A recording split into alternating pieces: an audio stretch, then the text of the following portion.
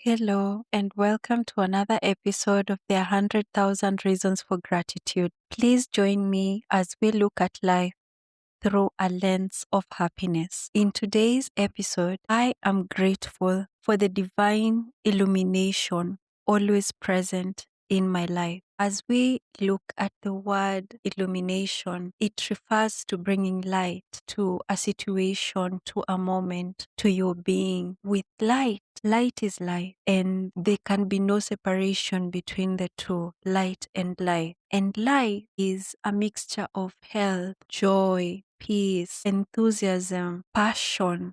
All these make up life, because even when you say, I'm full of life, that's what you mean, right? That should be our everyday existence. That should be our everyday reality.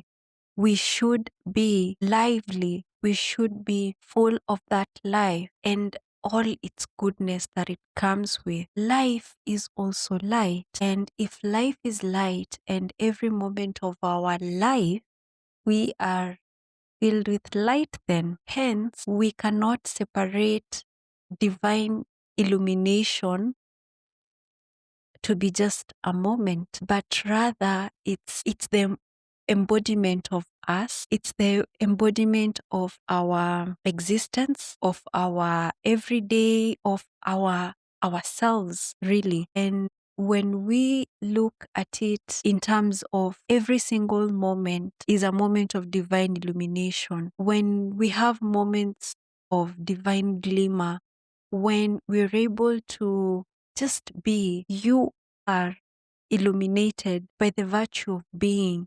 You are already light by being light. But now I feel that how much light is able to be seen by others is dependent on how much you are allowing, we allow through us. Because if all moments we are allowing that light through us to pass through us, then it means that we are literally a conduit of light in everything that we do, right? But then if we have moments whereby we blocking that light, and by blocking means really probably perceiving things on a negative perspective. For instance, at that moment when you are trying to maybe push things irrespective of what your own divine presence asks you to do, and so many other scenarios where we all know in our own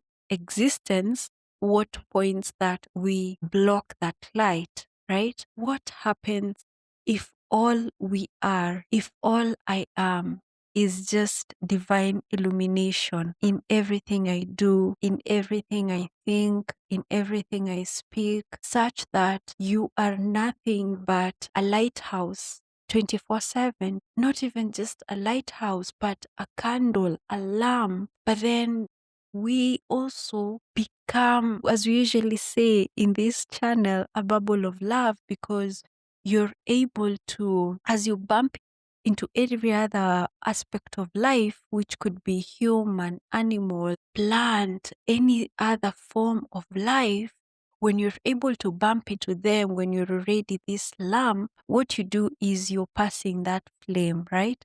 You're able to light the other person's light.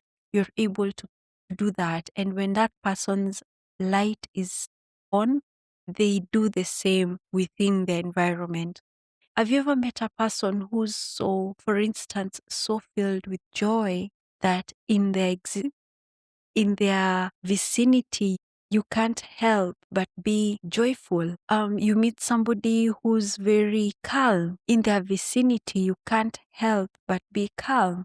You meet another maybe who is kind or generous, and when you're around them, you just feel charged up with that virtue. I feel like that's an example of being the light, because we, as being light, we are the embodiment of divine virtues in our lives in various aspects. Could be whichever way you are powered, because you do know how well and what divine virtues are most predominant within you. All should be predominant. That's the goal, right? We have those that are standing out a bit more. And what if we allowed that light to shine and then we allow others to bask in that light too? Because it's at that point that our light gets to be bigger and bigger.